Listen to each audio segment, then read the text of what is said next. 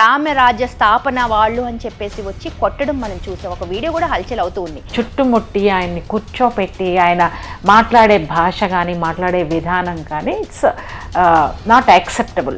ఆ ఏజ్ లో ఆ పర్సన్ ని కొట్టడము, ఆ మాట్లాడే కూర్చోపెట్టి మాట్లాడతాను నువ్వు అని సంబోధించడం, బార్బేరియస్ బిహేవియర్, అనాగరికంగా ప్రవర్తించారు. ఇవన్నీ చూస్తుంటే అసలు తన ఎజెండా ఎప్పుడూ కూడా జ్యుడిషియరీని కానీ మన కోర్టులను కానీ మన లాస్ను కానీ నోబడి విల్ క్వశ్చన్. ఈ వీర రాఘవరెడ్డి అనే వ్యక్తి జగన్ దగ్గర పనిచేశారు, ఎక్స్ మాజీ సీఎం జగన్మోహన్ రెడ్డి గారు ఇమీడియట్ గా బయటకు వచ్చి దీన్ని ఖండించాల్సిన అవసరం ఉంది. లైలా మూవీలో ఒక concept Prithvi 30 years industry Prithvi ఒక మాట అన్నాడు. అవి ఎవరికి వాళ్ళు అన్వయించుకుంటే కనుక అది కరెక్ట్ కాదు. అన్వయించుకుంటున్నారంటే భుజాలు తడుముకుంటున్నారేమో అని ఒక ఫీలింగ్ వస్తుంది. నమస్తే, నేను మీ Shravani, welcome to Crunch TV. కొన్ని రోజుల నుంచి చూస్తుంటే కూటమి కానీ, ఇక్కడ వైఎస్ జగన్ కానీ, లేదంటే జనసేన పార్టీలో కానీ అల్లకల్లోలమే జరుగుతుంది. స్పెషల్గా చెప్పాలంటే జనసేనలో రీసెంట్గా జానీ మాస్టర్, ఇప్పుడేమో కిరణ్ రాయల్, ఇలాంటి ఎన్నో టాపిక్స్ గురించి మనం మాట్లాడడానికి అలాగే మనతో పాటు ఉన్నారు సీత గారు. నమస్తే మేడం. నమస్తే, ఎలా ఉన్నారు? ఐఎమ్ ఫైన్ అమ్మా, థ్యాంక్ యూ. మీరు ఎలా ఉన్నారు? Super ma'am. TDP spoke person Sita గారు ఈ మధ్యకాలంలో అసలు బయటకు కనిపించట్లేదు మీరు. అవునమ్మా, యాక్చువల్గా అంటే నేను తెలంగాణలో ఉన్నాను. సో అప్పట్లో చంద్రబాబు నాయుడు గారు ఇక్కడ తెలంగాణలో ఉన్న వాళ్ళని తెలంగాణ కాన్సన్ట్రేట్ చేయమన్నారు. బట్ ఇప్పుడు party we're going to be active అవుతుంది. సో అందుకోసం కొంచెం కామ్గా ఉన్నాను. మేడం, మీరు రీసెంట్గా చూసే ఉంటారు, స్పెషల్గా చాలా న్యూస్లు అయితే హల్చల్ అవుతున్నాయి. ఒకటి వచ్చేసి ఇక్కడ తెలంగాణలో మన చిలుకూరు బాలాజీ టెంపుల్ ఎవరైతే ప్రధాన ఆచార్యులు అంటే ప్రధాన ప్రవచనకారులు అనొచ్చు, ఆయన్ని నిజంగా గొప్ప వ్యక్తి కూడాను, ఆయన్ని ఒక 20-25 మంది రామరాజ్య స్థాపన వాళ్ళు అని చెప్పేసి వచ్చి కొట్టడం మనం చూసాం. ఒక వీడియో కూడా హల్చల్ అవుతూ ఉంది. అయితే దానికి సంబంధించి అసలు మీరేమంటారు? That's unfortunate incident Shravani. It wouldn't have been, but unfortunately ఆ ఇన్సిడెంట్ జరిగింది. అయితే అసలు అంత ప్రధాన అర్చకుడు దగ్గరికి వచ్చి, అంటే ఆయన వీడియో క్లిప్పింగ్స్ అవి కూడా నేను చూశాను. ఆ యొక్క బాడీ లాంగ్వేజ్ ఎవరైతే గట్టిగా మాట్లాడుతున్నారో ఆ బాడీ లాంగ్వేజ్ కానీ ఆయన మాట్లాడే విధానం కానీ చూస్తే చాలా బెదిరిస్తున్నట్టుగా, ఎక్కడ కమాండింగ్ చేస్తున్నట్టుగా, రెస్పెక్ట్ లేకుండా మాట్లాడడం అనేది కరెక్ట్ కాదు. ఎవరైనా కూడా మనము బ్రాహ్మిన్స్ అర్చకులు దేవుడి దగ్గర ఉండి మనకి మంత్రాలు చదివితే మనం పరమ పవిత్రంగా చూసేటువంటి వ్యక్తులు వాళ్ళు, ఖచ్చితంగా మనం చాలా రెస్పెక్ట్ ఇచ్చి గౌరవం ఇచ్చి మాట్లాడతాం. అలాంటిది ఆయన్ని చుట్టుముట్టి ఆయన్ని కూర్చోపెట్టి ఆయన మాట్లాడే భాష కానీ మాట్లాడే విధానం కానీ ఇట్స్ నాట్ యాక్సెప్టబుల్. ఎవరికైనా కోపం వస్తుంది. మోర్ ఓవర్ ఆయన్ని హిట్ చేయడం అనేది ఇంకా దారుణమైన విషయం. అయితే ఆయన ఏంటంటే చాలా లా పాయింట్స్ మాట్లాడతాము, ఇండియన్ లాలో ఏమున్నాయో కొన్ని పాయింట్స్ మాట్లాడతాము, లాట్ ఆఫ్ నాలెడ్జ్ ఉంది నాకు హిందూ ధర్మం మీద అని చెప్పేసి సెవెరల్ పాయింట్స్ ఆయన మాట్లాడతాం అనేది జరిగింది. అసలు what exactly he's expecting from him? ఆయన పూజారి గారి దగ్గర నుంచి ఏం ఎక్స్పెక్ట్ చేస్తున్నారు మీరు? ఒకవేళ ఆయనతో ఏమన్నా హిందూ మతాన్ని మీరు ముందుకు తీసుకెళ్ళాలి అనే ఇంటెన్షన్ మీకుంటే that is not the way of handle. That's not proper way of handle. మీరు ఏదన్నా ఒకటి హిందూ ధర్మానికి సేవ చేయాలి, హిందూ ధర్మాన్ని ముందుకు తీసుకెళ్ళాలంటే మీరు ఫస్ట్ ఆఫ్ ఆల్ ఆయన టైం తీసుకోవాలి, ఆయన టైం ఇవ్వాలి.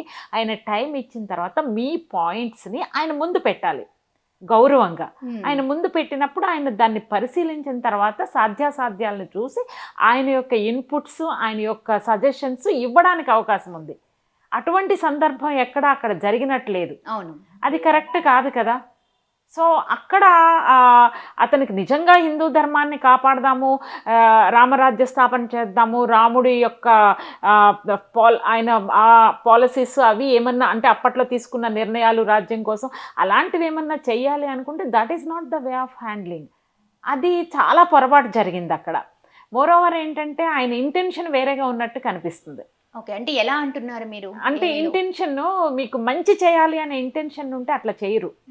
ఇంటెన్షన్ ఏంటంటే అందరినీ కూర్చోపెట్టి పెద్ద పెద్ద అర్చకుల్ని, వేద పండితుల్ని, ప్రధానమైన వాళ్ళని అందరినీ కూర్చోపెట్టి వాళ్ళ యొక్క అజెండా ఏదైతే ఉందో దాన్ని ఫార్మేట్ చేసి ఇలా ఉంది మా ఆలోచనలు, ఈ విధంగా మేము ముందుకు తీసుకెళ్దాం అనుకుంటున్నాము, దానికి మీ సహాయ సహకారాలు కావాలి, ఎలా చేస్తే బాగుంటుంది, ఏ విధంగా ముందుకెళ్తే బాగుంటుంది అనేది అలా ఉండాలి అప్రోచ్ అనేది. ఇది కానీ మనం అక్కడ ఆ వీడియోలు చూస్తే కూడా ఆయన కింద కూర్చోబెట్టి పిడిగుద్దులు గుద్దారు అన్నది కూడా ఆయన చెప్పిన కేసులో ఉంది. కూర్చోబెట్టి ఆ ఏజ్ లో ఆ పర్సన్ ని కొట్టడము, ఆ మాట్లాడే కూర్చోబెట్టి మాట్లాడతాను నువ్వు అని సంబోధించడం, బార్బేరియస్ బిహేవియర్, అనాగరికంగా ప్రవర్తించారు.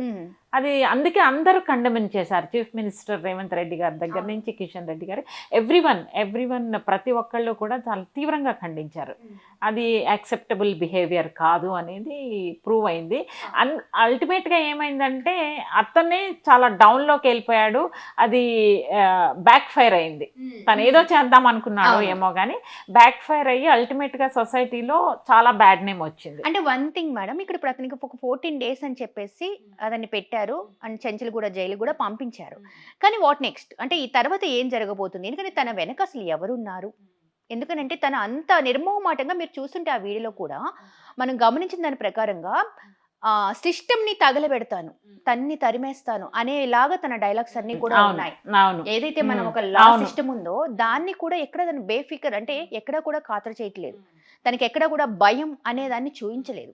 బాడీ లాంగ్వేజ్, ఆ బాడీ లాంగ్వేజ్ పరంగా కానీ తను మాట్లాడేది కానీ ఒక లా గురించి కానీ నువ్వెందుకు వీళ్ళ దగ్గరకు వచ్చి భిక్షం ఎత్తుకుంటున్నావు అని చెప్పేసి ఆ పర్సన్ ని అడగటం, ఇవన్నీ చూస్తుంటే అసలు తన ఎజెండా అంటే తను ఎలా ఏం చేయాలి అనుకుంటున్నారు? ఒకవేళ మరి తనని ఏమన్నా ఎవరైనా వాడుకునే ఛాన్స్ ఉంది అంటారా? అంటే ఇక్కడ ఒకటేంటంటే మన సిస్టమ్స్ని మన లాని క్రిటిసైజ్ చేయడం అనేది దట్స్ వెరీ బిగ్ మిస్టేక్. అంత చాలా నాలెడ్జ్ తోటి మాట్లాడుతున్నాడు కొన్ని పాయింట్స్. తనకి ఇన్ని మాటలు మాట్లాడేవాడికి ఏం జరుగుతుంది నెక్స్ట్, నేను లా గురించి మన యొక్క సిస్టమ్స్ గురించి మాట్లాడితే యాక్షన్ తీసుకుంటారు అనేది తెలియకుండా ఉండదు, ఖచ్చితంగా తెలిసే ఉంటుంది. దీని తర్వాత ఈ ఫ్యూచర్లో నేను ఇదంతా అయిన తర్వాత బయటకు వచ్చిన తర్వాత ఏం జరుగుతుంది, నన్ను జైలుకి పంపిస్తారా? ఎప్పుడూ కూడా జ్యుడిషియరీని కానీ మన కోర్టులను కానీ మన లాస్ని కానీ nobody will question, including you know prime minister కానీ చీఫ్ మినిస్టర్స్ కానీ, దే ఆల్వేస్ రెస్పెక్ట్. ఒకటే మాట అంటారు, చట్టం తన పని తను చేసుకెళ్ళిపోతుంది, మేము ఇన్వాల్వ్ అవ్వము అని ఒక గౌరవమైన స్టేట్మెంటే మన పొలిటీషియన్స్ నుంచి కూడా వస్తుంది. That's inside we don't know, but out side they speak very సాఫ్ట్గా మాట్లాడతారు మన పొలిటీషియన్స్ కూడా.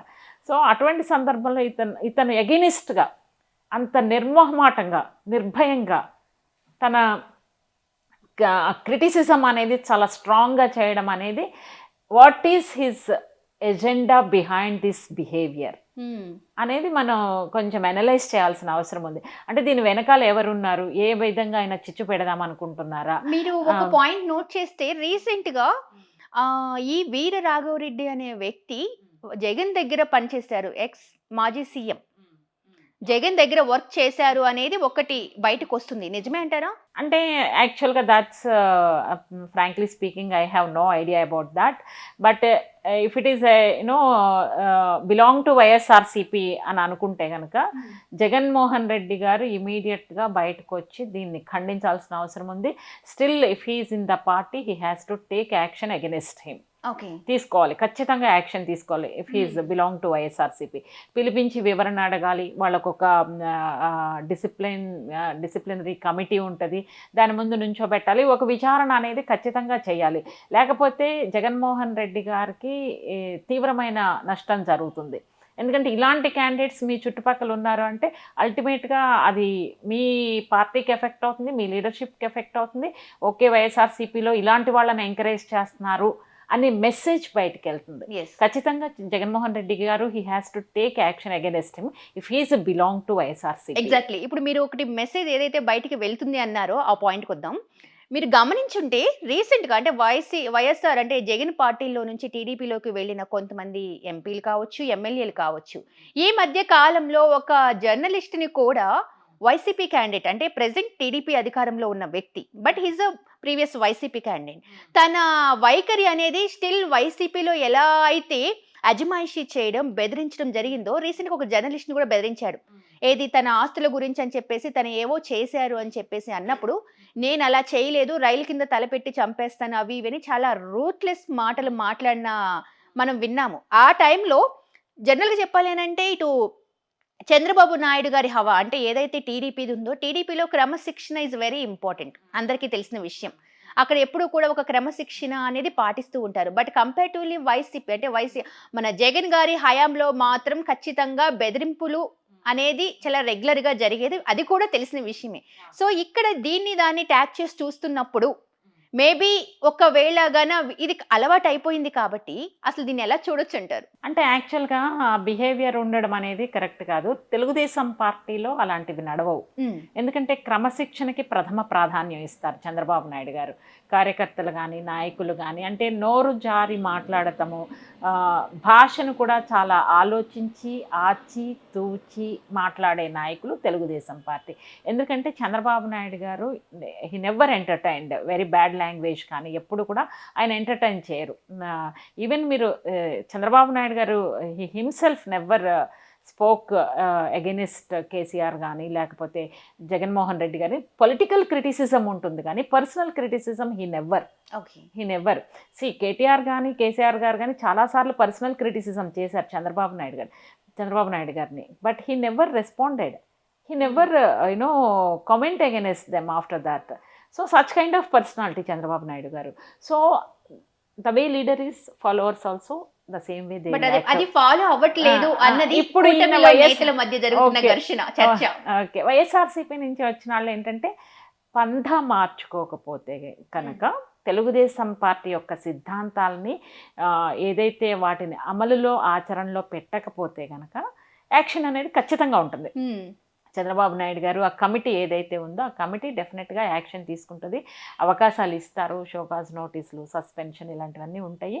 పందా మార్చుకోకపోతే అల్టిమేట్గా బయటకు వెళ్ళడానికి అవకాశం ఉంటుంది. అంటే ఇంకొక పాయింట్, జగన్ ఎవరైతే ఉన్నారో మాజీ సీఎం, ఆయన ఈ మధ్య ఒక వ్యూహాత్మక ప్లాన్ చేయబోతున్నారు. అండ్ అఫీషియల్గా కూడా జగన్ 2.0 వర్షన్ చూపిస్తాను నేను అని చెప్పేసి ఒక వార్నింగ్ కావచ్చు, లేదా ఒక ఏమంటారు దాన్ని, అందరికీ నేనేంటో మరొకసారి చూపించే ప్రయత్నం అనేది ఆయన చెప్పారు.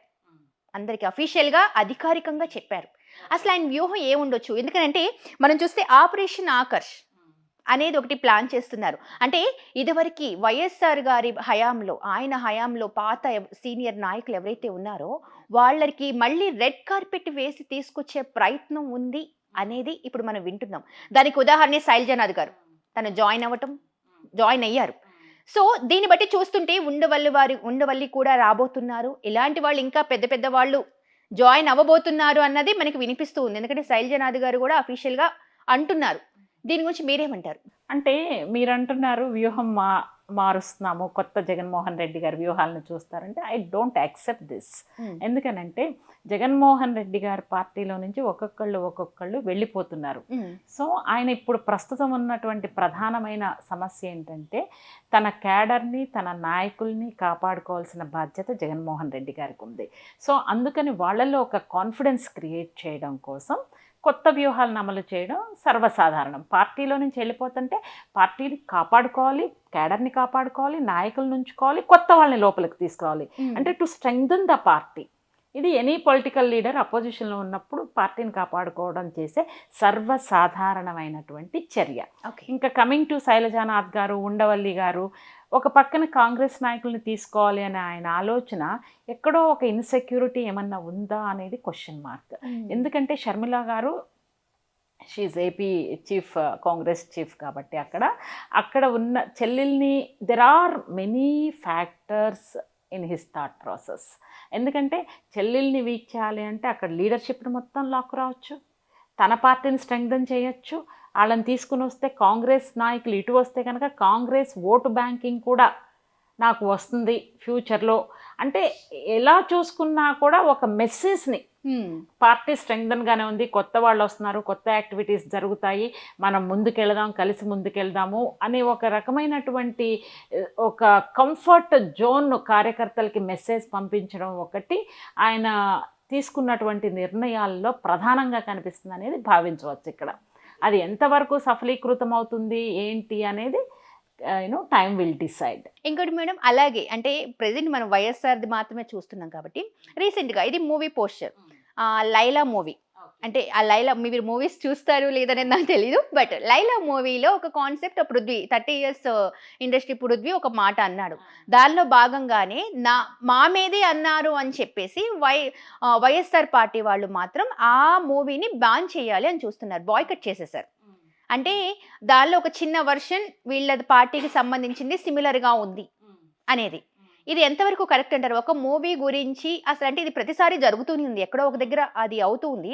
మూవీకి సంబంధించి ఇది కరెక్టేనా? అంటే మూవీలో డైలాగ్స్ కానీ లేకపోతే కొన్ని సీన్స్ కానీ చేసినప్పుడు వాళ్ళు ఒక ట్యాగ్ ఇస్తారు, ఇందులో సన్నివేశాలు ఇందులో అన్నీ కూడా కల్పితాలు, అవి డైరెక్ట్గా కానీ ఇండైరెక్ట్గా కానీ ఎవరికైనా అప్లికబుల్ అయితే కనుక అది యాదృచ్ఛికం అని వాళ్ళు ముందు మనకి వేస్తారు మూవీ చూసేటప్పుడు. సో నేనేమంటున్నానంటే కొన్ని ఈ సినిమాల్లో ఏం చేస్తారంటే మసాలా పెట్టాలి, పబ్లిక్ని అట్రాక్ట్ చేయాలని కొన్ని రిలవెంట్గా ఉండేవి సాధారణంగా ఉండేవి పెడతారు. అవి ఎవరికి వాళ్ళు అన్వయించుకుంటే కనుక అది కరెక్ట్ కాదు.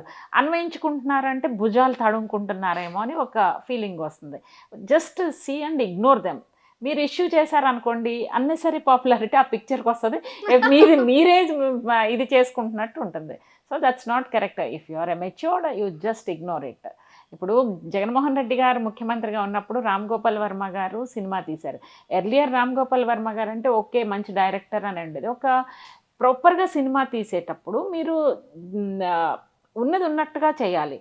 కానీ ఒకళ్ళకి ఏదో ఫేవర్ చేయాలి అని తీస్తే కనుక పీపుల్ వోంట్ బిలీవ్, నమ్మరు అసలు దాన్ని. సో ఇలాంటివన్నీ ఏంటంటే లైట్గా తీసుకోవడం better. I don't think so madam. అయితే ఇక్కడ జనరల్గా ఇప్పుడు మన టాపిక్లో ఇది ఎందుకు తీస్తున్నాం అంటే దీనిలో కూడా పొలిటికల్ టచ్ అలా ఉంది.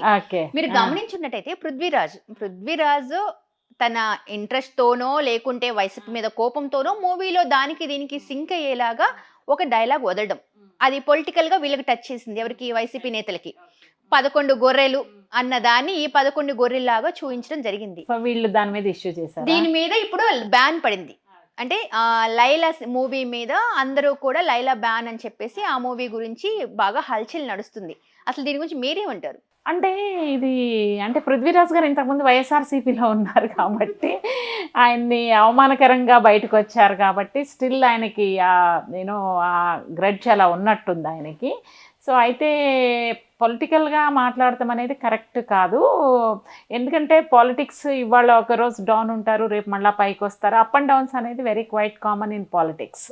సో ఇతను మాట్లాడిన తర్వాత నెక్స్ట్ మళ్ళీ వాళ్ళు సారీ చెప్తున్నారంటే ఇంటెన్షనల్గానే సారీ చెప్పాడు, తప్పు జరిగింది, నేను ఉంటే చేసేవాడు కాదు, నేను జరగనిచ్చేదాన్ని కాదు అన్న వేలో విశ్వక్ సేన్ చెప్పడం కూడా జరిగింది. పృథ్వీరాజ్ గారు ఏంటంటే అనకుండా ఉండాల్సింది కానీ అన్నారు. దాన్ని వైఎస్ఆర్సీపీ వాళ్ళు దాన్ని సీరియస్గా తీసుకున్నట్టున్నారు. అయితే ఇంతకుముందు వాళ్ళు కూడా తెలుగుదేశం పార్టీని, చంద్రబాబు నాయుడు గారిని ఎంతో అవమానకరంగా లోకేష్ని అలా చూపించడం వాళ్ళు కూడా చేశారు. ఆ రేంజ్లో అయితే ఇక్కడ అలా ఏం జరగలేదు కదా. సో వాళ్ళు ఏంటంటే ఏదో ఒకటి ఇష్యూ చేయాలి, న్యూస్లో ఉండాలి, పబ్లిక్లో ఉండాలి అనేది తీసుకెళ్లారు. హర్ట్ అయినట్టున్నారు. 11 గొర్రెలే అంటే హర్ట్ అయినట్టున్నారు. సో ఆబ్వియస్లీ రియాక్ట్ అవ్వడం అనేది సర్వసాధారణం. దాన్ని సినిమాకి ఎఫెక్ట్ అయితే కనుక అల్టిమేట్గా లాస్ అయింది ఏంటంటే ప్రొడ్యూసర్స్ మెయిన్ వాళ్ళ వల్ల ఏంటంటే అంటే మాట్లాడేటప్పుడు కొంచెం ఆచితూచి జాగ్రత్తగా మాట్లాడతాం అనేది కరెక్ట్. మనం మాట్లాడే మాట ప్రొడ్యూసర్ ఎంతో కష్టపడినో అప్పులు తెచ్చి అవి తెచ్చి ఒక మూవీని వాళ్ళు నిర్మిస్తారు. ఈ ప్రాసెస్లో ఏమాత్రం అటు ఇటు అయినా కూడా దాని మీద బ్యాన్ వేశారు అనుకోండి. ఒక పర్సనల్ గ్రడ్జ్ తీసుకొని ఒక పర్సన్ దట్స్ నాట్ కరెక్ట్. తప్పిదం ఓవరాల్ టీమ్ కానీ exactly producers main directors hero heroines కూడా ఇది మా హిట్ అయితే మనకి ఫ్యూచర్ ఉంటుందని ఎన్నో హోప్స్ పెట్టుకుంటారు. డైరెక్టర్ ఇది హిట్ అయితే నాకు ఇంకొకటి వస్తుంది. సో ఎన్నో జీవితాలు దీని మీద ఆధారపడి ఉన్నాయి. ప్రొడ్యూసర్ ఆయన ఫైనాన్షియల్గా పెడతారు. So many factors are included. Everything when we speak we should be more careful while delivering our statements. Coming to the point, TDP అంటే సూపర్ 6 అందరికీ అది ఆ ఇష్టంతో కావచ్చు, కూటమి మీద మళ్ళీ ఒకసారి ప్రయత్నంతో కావచ్చు, మొత్తానికి కూటమిని గెలిపించడం జరిగింది. బట్ ఆ సూపర్ 6 అనేది ప్రెసిడెంట్ అమల్లో ఇంకా రాలేదు, అన్నీ జరగట్లేదు. దాని గురించి మీరేమంటారు? అంటే సూపర్ సిక్స్ అనేవి ఇనిషియేట్ చేశారు. బస్సుది ఒకటి, ఇంకా కొన్ని అంటే ఇప్పుడు 4,000 రూపాయలు పెన్షన్ ఇస్తున్నారండి, అది మంత్లీ వెళ్తోంది. ఇప్పుడు డిజబిలిటీ వీళ్ళు వికలాంగులకి, వాళ్ళకి, దివ్యాంగులకి, వాళ్ళకి కూడా 6,000 రూపాయలు పెన్షన్ ఇవ్వడం అనేది జరుగుతుంది. హెల్త్ ఇన్సూరెన్స్ కాదు, హెల్త్ సర్వీసెస్ అనేది అందరికీ యాక్సెసిబుల్ ఉండాలి. ఇవన్నీ కూడా జరుగుతున్నాయి. ఈ పెన్షన్స్ ఏవైతే ఉన్నాయో అవి ఇస్తున్నారు. ఇంకొకటి కి పాప పుడితే 15,000 బ్యాంక్ అకౌంట్లో వేయడము. కాకపోతే ఫుల్ ఫ్లెడ్జ్డ్లో జరుగుతున్నాయా లేదంటే everything is linked with money, Shravani. So ఈ రోజున ఏంటంటే అప్పుల రాష్ట్రంతో జగన్మోహన్ రెడ్డి గారు చంద్రబాబు నాయుడు గారికి ఇచ్చారు. ఆ అప్పులు అసలు అంటే ఆంధ్రప్రదేశ్ యొక్క ఆర్థిక పరిస్థితి కుక్కలు చెంపిన విస్తరలాగా ఉంది. లక్షల కోట్ల అప్పులు చేశారు. సో రెవెన్యూ జనరేట్ అవ్వడం అనేది ఇమ్మీడియట్గా ఓవర్ నైట్లో అయ్యే పని కాదు. ఎందుకంటే రెవెన్యూ జనరేట్ అవ్వాలంటే ఇండస్ట్రీస్ ఉండాలి, ఇండస్ట్రీస్ రావాలి, ఎంప్లాయ్మెంట్ జనరేట్ అవ్వాలి. ఫ్లో ఆఫ్ ట్రాన్సాక్షన్స్ బాగా ఫుల్ ఫ్లెడ్జర్లో జరుగుతున్నప్పుడే మనకి రెవెన్యూ అనేది స్టేట్ నుంచి జనరేట్ అవుతుంది. స్టేట్ నుంచి రెవెన్యూ జనరేట్ అయితే దాన్ని కొంత మనం వెల్ఫేర్ స్కీమ్స్కి అనేది ఇంప్లిమెంట్ చేయడానికి అవకాశం ఉంది. కొంత లోన్స్ తీసుకున్నా కూడా, కొంత సపోర్ట్ తీసుకున్నా కూడా, కొంత సహజంగానే జనరేట్ చేస్తే దెన్ ఈ స్కీమ్స్ అనేది ఇంప్లిమెంట్ చేయడం అనేది జరుగుతుంది. కొన్ని విషయాల్లో స్లో ఉండొచ్చు, బట్ ఇనిషియేట్ చేశారు పెన్షన్ స్కీమ్స్ ఇవ్వడం అనేది. Coming to one of the main part 2 million jobs in next 5 yearsలో క్రియేట్ చేస్తామని చెప్పారు. అది ప్రాసెసింగ్లో ఉంది. ఎందుకంటే ఇండస్ట్రీస్ని అట్రాక్ట్ చేస్తున్నారు. దాని గురించి చంద్రబాబు నాయుడు గారు ఇండస్ట్రియల్ పాలసీస్ని క్రియేట్ చేస్తున్నారు. సెపరేట్ కమిటీని తీసుకొని ఇండస్ట్రీస్కి ఏ విధంగా తొందరగా అప్రూవల్స్ ఇవ్వాలి అంటే ఒక పాలసీని ఫ్రేమ్ చేస్తున్నారు. ఆ పాలసీ ఏంటంటే ఇండస్ట్రియలిస్టులకి యూజర్ ఫ్రెండ్లీ లాగా ఉంటుంది. అప్రూవల్స్ కానీ ఎనీ అనుమతులు కానీ ప్రభుత్వం నుంచి కానీ, ఇన్ఫ్రాస్ట్రక్చర్ క్రియేట్ చేయడం కానీ, ట్రావెల్ ఫెసిలిటీ, ఎవ్రీథింగ్ అంతా పాలసీ చేసి అట్రాక్ట్ చేసి, అంటే ఇంతకుముందు ఇండస్ట్రియలిస్టులు ఇబ్బంది పడ్డారు, ఇంతకుముందు గవర్నమెంట్లో అనేది ఒక పాయింట్, కమిషన్లు అవి బాగా డిమాండ్ చేశారు అనేది న్యూస్ విన్నాము. సో ఇప్పుడు అలాంటి సిచ్యుయేషన్ లేకుండా ఫ్రీగా, ఫెయిర్గా ఇండస్ట్రియలిస్టులు ముందుకొచ్చి ఇన్వెస్ట్ చేయగలిగితే వీళ్ళు అనుకున్నటువంటి 2 million job creation for youth of Andhra Pradesh అవకాశం ఉంటుంది. అంటే దావోస్కి వెళ్ళినందుకు సక్సెస్ అయ్యే ఛాన్సెస్ ఎక్కువ ఉన్నాయి. దావోస్ ఇస్ నాట్ గెట్టింగ్ అట్లా కాదమ్మా. ఇప్పుడు మనం వెళ్తాము దావోస్ ఏంటి, మెయిన్లీ వెళ్ళి చంద్రబాబు నాయుడు గారికి ఆయనకు ఒక బ్రాండ్ ఉంది. సో అక్కడికి వెళ్ళి ఏం చెప్తారంటే strengths of Andhra Pradesh, if you are ready to invest with Andhra Pradesh, what are the strengths of Andhra Pradesh, మీకు మేమేం ఫెసిలిటీస్ ఇవ్వగలం, మీకు ఎలాంటి సబ్సిడైజ్డ్ సర్వీసెస్ ఇవ్వగలము, స్థలం ఇవ్వగలమా, ఎలక్ట్రిసిటీ మేము మీకు సబ్సిడైజ్డ్ ఎలక్ట్రిసిటీ ఇవ్వగలమా, ఇలాంటివన్నీ కూడా మీకు ల్యాండ్ ఇవ్వగలమా, ఇలాంటివన్నీ కూడా ఆఫర్ చేస్తారు. ఇన్ని ప్లస్ పాయింట్స్ ఉన్నాయి, ఇన్ని స్ట్రెంగ్త్స్ ఉన్నాయి, మీకు రెడ్ కార్పెట్ వెల్కమ్ పెడతాము అనేది మనల్ని మనము మార్కెటింగ్ చేసుకుంటాం దావోస్ లాంటి దాంట్లో. అప్పుడు ఏంటంటే వాళ్ళు మన యొక్క స్ట్రెంగ్త్స్ని చూసి okay we're very safe, law and order is under control, there are no issues, Chandrababu Naidu గారు ఉన్నారు, ఇంతకుముందు ఆయనకున్న బ్రాండ్ ఇమేజ్ని బట్టి ఇది ఉంది అని చెప్పేసి వాళ్ళు ముందుకు రావడానికి అవకాశం ఉంది. అయితే నెక్స్ట్ ఇప్పుడు టీడీపీ కూటమి అధికారంలో ఉంది, నెక్స్ట్ కూడా కూటమిలోకి అధికారంలోకి వస్తుందా రాదా అనేది కాలం నిర్ణయిస్తుంది. వీళ్ళ యొక్క ప్రభుత్వ పరిపాలనా విధానాన్ని బట్టి ప్రజలు నిర్ణయిస్తారు. వీళ్ళు ఏమనుకుంటారు, ఎనీ ఇండస్ట్రియలిస్ట్ స్ట్రాటజిక్ ప్లానింగ్ ఉంటుంది, లాంగ్ టర్మ్ ఇన్వెస్ట్మెంట్ ఉంటుంది, నాట్ ఫర్ 3-4 years ఉండదు కదా. సో వాళ్ళు నెక్స్ట్ చంద్రబాబు నాయుడు గారు వస్తారా రారా, వస్తే okay fine, well and good, the process will continue. Otherwise next Jaganmohan Reddy గారు ఇంకెవరైనా వచ్చారనుకోండి, the same process will continue it or not అనేది $1 million క్వశ్చన్. సో ఇవన్నీ కూడా వాళ్ళు థింక్ చేస్తారు. దో ఆంధ్రప్రదేశ్కి స్ట్రెంగ్త్స్ ఉన్నా, చంద్రబాబు నాయుడు గారికి బ్రాండ్ ఇమేజ్ ఉన్నా కూడా ఇన్వెస్ట్ చేసేటప్పుడు ఇన్ని రకాలుగా ఆలోచిస్తారు. సో ఆ 2 million జాబ్ అనేది ప్రామిస్ చేశారు, that is part of 6 guarantees.